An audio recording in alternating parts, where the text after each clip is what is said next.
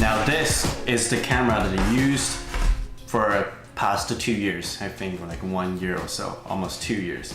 And I did a video about this camera, which is A7 Mark II, and compared to the A7R Mark II, like was in the 2017. And that video actually got a lot of people attention. A lot of people comment and ask questions about it. So I think now, since the new model of this camera is coming out, I mean, it's already out, but it's not yet in Canada.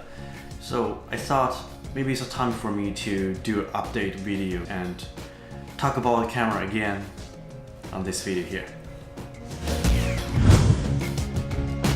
Hey, what's up guys, Zhan here. So if you guys watched my previous video, like in my last year 2017, regarding that, talk about why I choose A7 Mark II over the A7R Mark II. So you pretty much know the basic point of the reason here. And being, even though until this day, I still recommend you to purchase A7 Mark II because the price is much lower right now. The reason why for the A7 Mark II, the price is much lower right now because we have the new generations of the A7 Mark III. And this is the camera that I'm going to talk about in this video. So let's go through the specs again. I'm pretty sure a lot of you guys already heard or seen a lot of videos on the internet, on YouTube, whatever. A lot of people are doing reviews already, and maybe some of you already got hands on it. But here in Canada, we still kind of like in the pre-order situation, and all the pre-orders is all gone at this moment. Even though on Sony's website it still says available soon, there's not yet on sale in Canada. Not yet, but pre-order. And what does Sony claim? Everything that I'm going to say is a entry-level full-frame camera. Entry-level, remember the word, entry-level. Especially for Canon, this is the entry-level of the Sony's camera. 24.2 megapixels full-frame, I think it was the same using in the A7 Mark II. Only new things is they improve the sensor with a back-illuminated. Basically, it has like backlight lighting up on the sensor, so it gives you more dynamic range and especially give you more capability to shooting the photos or videos during the night times, like in the darker areas. So basically, another say, you have better ISO performance. You can go up to 51,200 and it's expandable from 50 all the way to 204,800 ISOs and gives you maximum of 15 stops of dynamic range. And also it has improved in-body image stabilization to 5-axis IBIS. I'm not sure how much it was improved, but they said it's improved because that's what it said, right? And as pretty much everybody knows from my own personal experience, the Sony IBS is never good at if you are shooting videos while you're working or like you have a lot of movements. They're never good at it. But they're good at it if you handheld taking photos or handheld still. You're not moving, you're just sitting there still, handheld, you're taking photos or shooting videos, that's okay. But once you started to walking or give some movements to the camera, is rubbish. That's all I can say. Especially if you compare it to the Olympus or the Panasonic. 693 points autofocus point. And from what I've seen, I think this is just basically they adopt the same autofocus system from the A9. And Sony right now, recent years, they did a whole lot of very good jobs on the autofocus.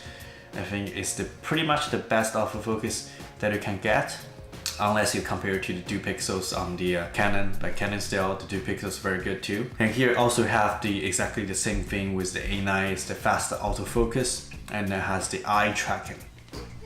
Eye tracking, that's the one thing that I very like, because for people who are shooting vlog styles or maybe just for shooting weddings or portraits, something like that, if you turn on the eye tracking, you can both use it in single focus or you can use it in auto continuous, and you can just nail the shots, right? You can just nail the shot because once the eye's in the frame, it just keeps locking on.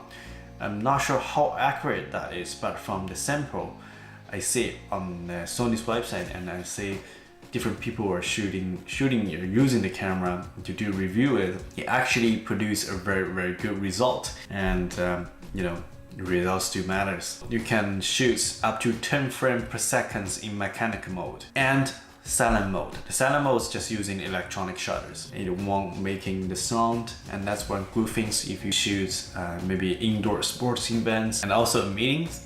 Maybe a poker game, because the players, they want to focus, and meeting the people that are talking things, they want to focus on the things they're doing.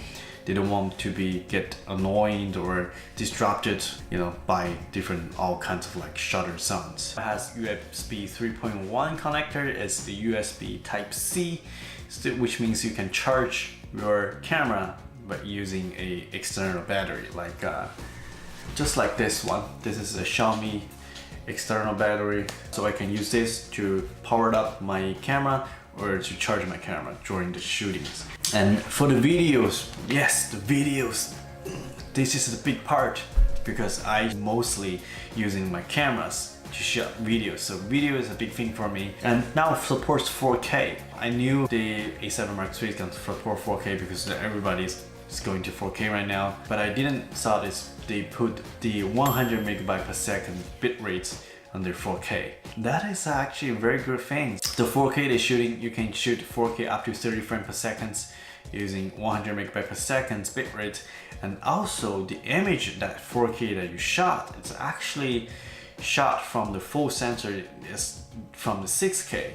So the full sensor are reading 6K image, but it's downsampling to 4K, so it outputs the 4K videos or image, but it was originally shot in 6K. So basically gives you more sharper and more detailed 4K image. I think that's gonna be make the videos quality even better than the A7R Mark III, right? Yeah. No pixel bending. I think there is slightly a little bit crop during, I'm not sure it's 24 frames per second or 30 frames per second, but there's a little bit crop. And also, if you can shoot 4K in 30p, which means, yes, slow-mo 1080p in 120 frames per second shootings. And just recently in getting to the slow motion shootings, 120p gives you better ability to do slow motions.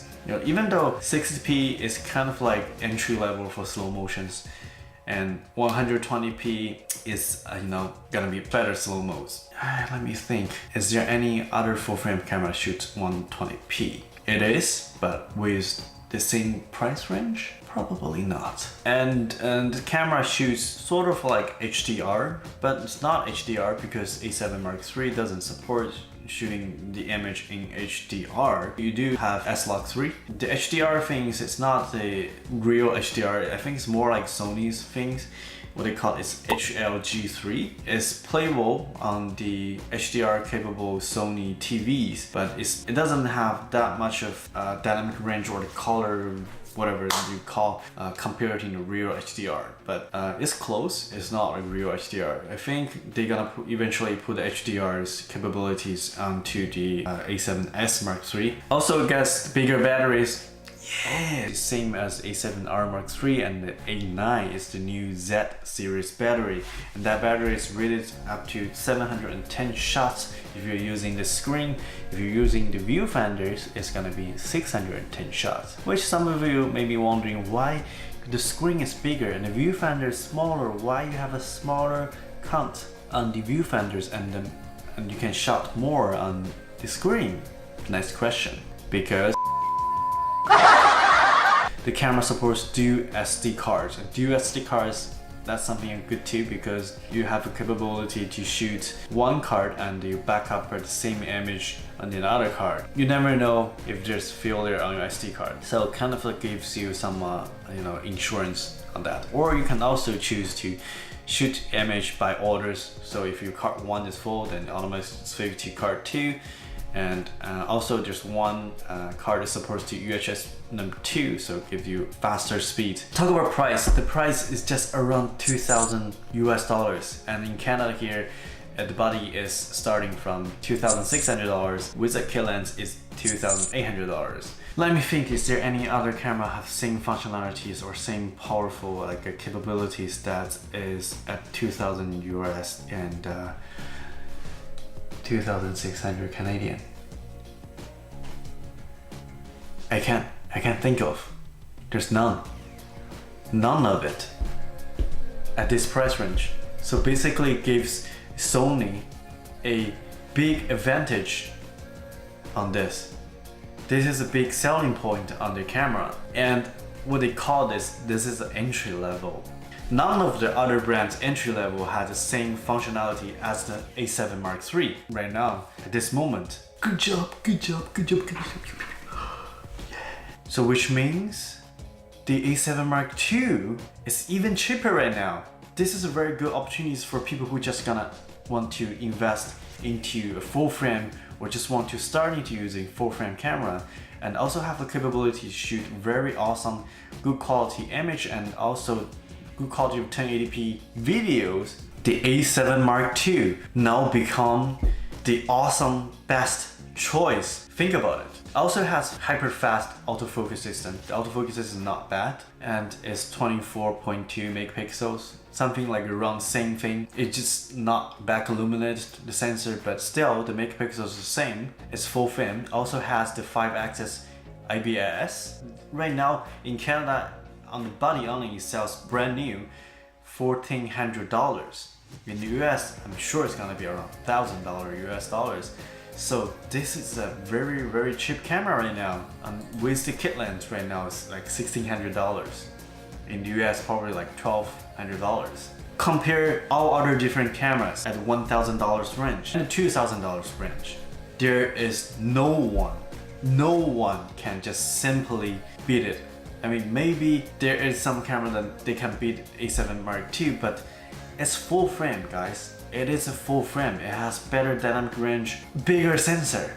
And I'm not sure if you're gonna agree with me or not, but I truly think and I truly recommend this is the camera. If you can't get an A7 Mark III, or if you don't have the money to buy A7 Mark III, buy the A7 Mark II. Buy the A7 Mark II. When the A7 Mark III is here in Canada, so you see if I can get one on my hands, and so I have a time and ability to do the test and the full review on the camera. Up until right now, thank you guys very much for watching this video. Thumbs up if you like it. If you don't like it, hit that button there. Subscribe if you haven't done so. And I will see you guys next time. Cheers.